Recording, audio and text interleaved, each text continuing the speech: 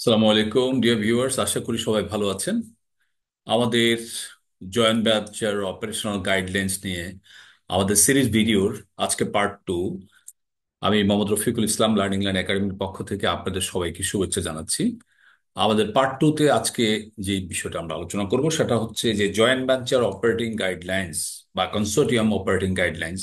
বাংলাদেশে যারা joint venture company কাজ করে, ফরেন লোকাল পার্টনার্স মিলে যেসব জয়েন্ট ভেঞ্চার আছে, সেই সব জয়েন্ট ভেঞ্চার কোম্পানিগুলোর বা ফার্ম বা অর্গানাইজেশনগুলোর অপারেশনাল প্রসিডিউরের মধ্যে আজকের আলোচনা ব্যাকগ্রাউন্ড এবং রেগুলেশনস।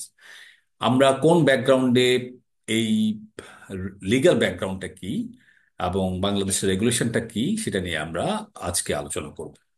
দেখেন, আমাদের ফরেন এক্সচেঞ্জ রেগুলেশন অ্যাক্ট 1947, যেটা 2015-এ অ্যামেন্ডমেন্ট হয়েছে, সেই রেগুলেশন অ্যাক্টের 18B যে রেগুলেশনটা আমাদেরকে দিয়েছে, সেই 18 বিলতে বলেছে যে বাংলাদেশে যদি কোনো বিদেশি জয়েন্ট মানে কাজ করতে চায়, জয়েন্টলি করুক বা ইন্ডিভিজুয়ালি করুক, বাংলাদেশে যদি কোনো ব্যবসা বাণিজ্য করতে চায়, সেই ক্ষেত্রে বাংলাদেশে ব্যবসা বাণিজ্য করতে হলে সর্বপ্রথম বাংলাদেশে এসে ইনভেস্টমেন্ট ডেভেলপমেন্ট অথরিটির পারমিশন লাগবে।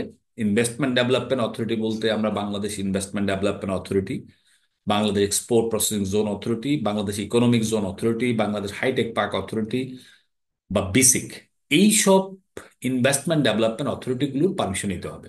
এখন সবার পারমিশন লাগবে না। যদি আপনি ইপিজেড এরিয়ার ভিতরে কোনো কোম্পানি ফর্ম করতে চান, তাহলে আপনি বেবসার পারমিশন নেবেন।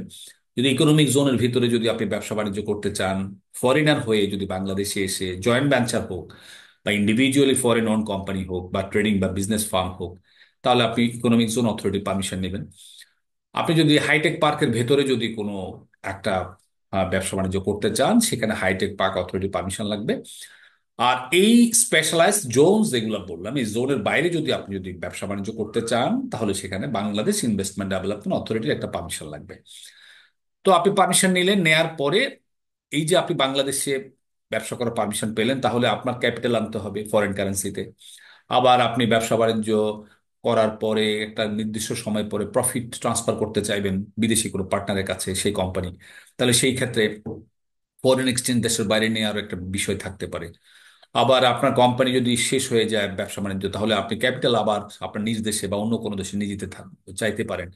সেই ক্ষেত্রে এই যে ফরেন এক্সচেঞ্জ রিলেটেড আউটওয়ার্ড এবং ইনওয়ার্ড ট্রানজাকশন গুলো মনিটর করার জন্য Bangladesh bank is authorized by the government. এবং বাংলাদেশ ব্যাংকে এই যে আপনি পারমিশন পেলেন, এইটা পারমিশনটা পাওয়ার 30 দিনের মধ্যে বাংলাদেশ ব্যাংকে আপনাকে ইনফর্ম করতে হবে একটা ব্যাংকের মাধ্যমে, যে ব্যাংকটাকে আমরা বলছি authorised dealer bank branch.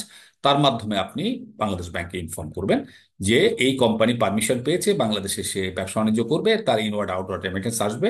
Please keep your self alert, যাতে করে আপনি ইনওয়ার্ড আউটওয়ার্ড রেমিটেন্স গুলো অ্যাজ এ রেগুলেটর আপনি মনিটর করতে পারেন। ফর দিস পারপাস আমরা কিন্তু এই জিনিসটা বাংলাদেশে ব্যাংকের মাধ্যমে আমরা রিপোর্ট করবো টু দ্য সেন্ট্রাল ব্যাংক। এই হচ্ছে ফরেন এক্সচেঞ্জ রেগুলেশন অ্যাক্টের আর ধারা আর্টিকেল, ধারা 18B-তে ফরেন কোম্পানিজ গুলোর বাংলাদেশে ব্যবসা বাণিজ্য করা নিয়ে রেগুলেশন।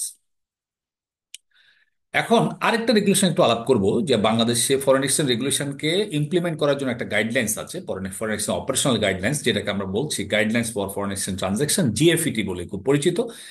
সেই জিএফইটি 31 এবং চ্যাপ্টার 10-এ বলা আছে যে remittance of profits two foreign partner in joint venture. একটা জয়েন্ট ভেঞ্চার কোম্পানি বাংলাদেশে হবে, এই জয়েন্ট ভেঞ্চার কোম্পানি ফরেন যে পার্টনার আছে, সেই ফরেন পার্টনারের কাছে আপনি রেমিটেন্স পাঠাইতে হবে, প্রফিট আপনি যদি নির্দিষ্ট সময় পরে পাঠান।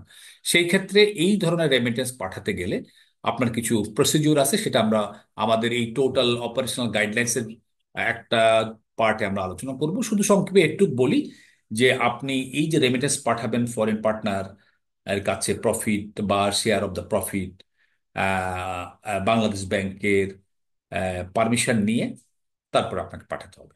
কারণ Bangladesh bank shall allow remittance of the foreign partners collaborators share of profits on submission application along with audited balance sheet।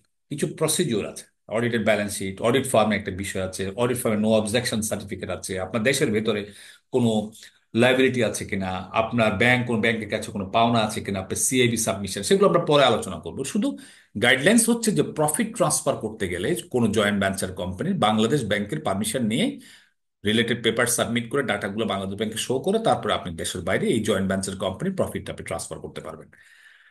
এখন আসেন আরেকটা রেগুলেশন নিয়ে আলোচনা করি, যে রেগুলেশনগুলো ব্যাকগ্রাউন্ডটা ডিসকাস করে। যেমন আমরা ফরেন এক্সচেঞ্জ রেগুলেশন চ্যাপ্টার 17-এ আমরা দেখতে পাচ্ছি foreign exchange transaction of the joint venture company বা ফরেন কোম্পানি। প্রথম যে জিনিসটা আমরা একটু ডিফাইন করি, কারা জয়েন্ট ভেঞ্চার বা কারা ফরেনার বা কাদের জন্য এই রেগুলেশনটা। প্রথম কথা হচ্ছে বিদেশি যদি বাংলাদেশে ব্যবসা বাণিজ্য করে, উনি বিদেশি মানে নন রেসিডেন্ট, বাংলাদেশে কাজ করে। আবার বাংলাদেশি সিটিজেন দেশের বাইরে থাকে কিন্তু বাংলাদেশে যেন বাংলাদেশে কাজ করে, যাদের ডুয়েল ন্যাশনালিটি আছে।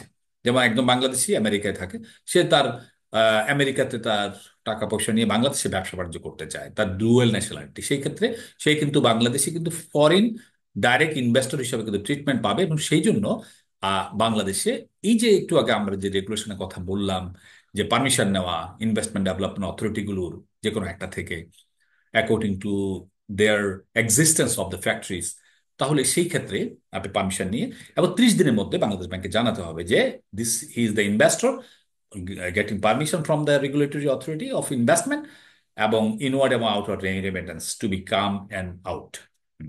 তখন সেন্ট্রাল ব্যাংকে এটা আপনাকে জানাতে হবে এবং রিনুয়ালস এর ক্ষেত্রটা জানাতে হবে। আপনি যদি একটা মনে করেন যে আপনাকে পারমিশন দিল 20 বছরের জন্য, 20 বছর পরে যদি আপনি যদি আবার রিনিউ করতে চান, আবার যদি বাংলাদেশে থাকতে চান, সেই ক্ষেত্রে আপনার এই ধরনের পারমিশনটা আপনাকে আবার রিনিউ করতে হবে এবং রিনিউয়াল পারমিশনটা কিন্তু সেন্ট্রাল ব্যাংকে আপনাকে জানাতে হবে। এবং সবচেয়ে মজার বিষয় হচ্ছে যে আপনি যে এই যে বাংলাদেশে ব্যবসা বাণিজ্য করবেন, ব্যাংক ছাড়া আপনি ব্যবসা বাণিজ্য করতে পারবেন না, কারণ ব্যাংকের মাধ্যমে আপনার ক্যাপিটাল আসবে, প্রফিট ট্রান্সফার হবে, ক্যাপিটাল আউটফ্লাইট হবে। তো সেই জন্য আপনাকে একটা ব্যাংক বেছে নিতে হবে, এবং যেটাকে বলছি আমরা, আমাদের রেগুলেটর বলছে নমিনেটেড ব্যাংক, এবং নমিনেটেড ব্যাংকের মাধ্যমে আপনার সব ধরনের ট্রানজাকশন হবে। নমিনেটেড ব্যাংক ছাড়া অন্য কোনো ব্যাংকের মাধ্যমে আপনি ট্রানজাকশন করতে পারবেন না।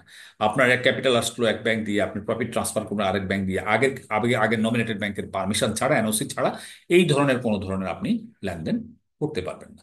অর্থাৎ একটা ব্যাংক আপনাকে চুজ করতে হবে এবং সেটা হচ্ছে নমিনেটেড ব্যাংক, এবং the name of the bank should be disclosed to the regulators, to the investment development authorities, so that the regulators can monitor your inward and outward transaction over the border. তাহলে জিনিসটা streamline হবে। এবং nominated bank তার responsibility আছে, কি কি responsibility আছে আমরা দেখব পরবর্তী ভিডিওগুলোতে। জাস্ট আমরা যে জিনিসটা আমরা একটু সংক্ষেপে আলোচনা করতে চাই, যে জয়েন্ট ভেঞ্চার কোম্পানি যেটা বাংলাদেশে ফর্ম হয়েছে, ফুল যারা বাংলাদেশে ফুললি ফরেন ওন্ড কোম্পানি কাজ করছে, তাদের যে রেমিটেন্স অথবা ক্যাপিটাল অথবা প্রফিট ট্রান্সফার অথবা তাদের স্যালারি ট্রান্সফার, এই ধরনের foreign currency related exchange related issues থাকতে পারে। তো ব্যাংকগুলো যে জিনিসটা করে থাকে, রিপোর্টিং অ্যাক্টিভিটিসটা দেখে থাকে, ক্রস বর্ডার ট্রানজাকশনগুলো মনিটর করে, ফাইন্যান্সিয়াল প্রিপারেশন নিয়ে কাজ করে, যে একটা স্যালারি অ্যাকাউন্ট আছে একটা ব্যাংকে, সেই স্যালারি কতটুকু পর্যন্ত পাঠাতে পারবে, ব্রাঞ্চ অফিসের সাথে ট্রানজাকশন গুলো নিয়ে এই ব্যাংকগুলোর একটা অ্যাক্টিভিটি আছে, আউটওয়ার্ড প্রফিট রেমিটেন্স এবং ট্যাক্স পেমেন্টস আর রিটার্ন সাবমিশন।